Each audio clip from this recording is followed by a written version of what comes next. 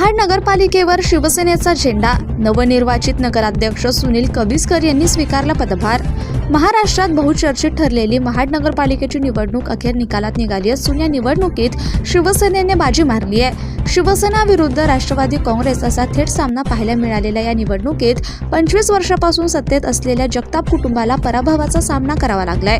आज नवनिर्वाचित नगराध्यक्ष सुनील कबिस्कर यांनी अधिकृतपणे नगराध्यक्ष पदाचा पदभार स्वीकारला। यावेळी शिवसेनेचे 8 नगरसेवकही पदभार स्वीकारताना दिसून आले। महाडच्या राजकारणात हा निकाल मोठा बदल घडवणारा मानला जात असून आगामी काळात शहराच्या विकासाला नवी दिशा मिळेल अशी अपेक्षा व्यक्त केली जाते।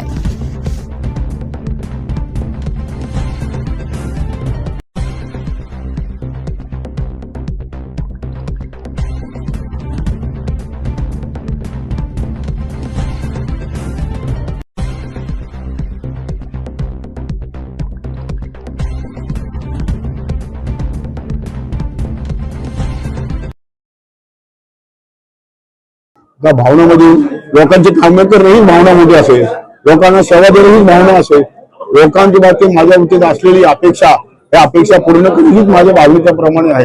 लोकांनी एवढं प्रेम करून आज माझ्या स्वतः पदविरांसाठी एवढे महाराष्ट्रातल्या लोकांनी अगदी म्हणजे सगळ्या खालच्यापासून अगदी म्हणजे बारीकशा रिक्षावाल्यापासून अगदी वकील डॉक्टर सर्व आलेले आहेत। या भावनेचं प्रकट झाल्यानंतर खरोखर महाराष्ट्रासाठी काय करावं हे आता मलाच उत्साह झालेला आहे आणि महाराष्ट्र चांगल्या प्रकारे करील आणि लोकांना सेवा देणे अपेक्षा ठेवतो।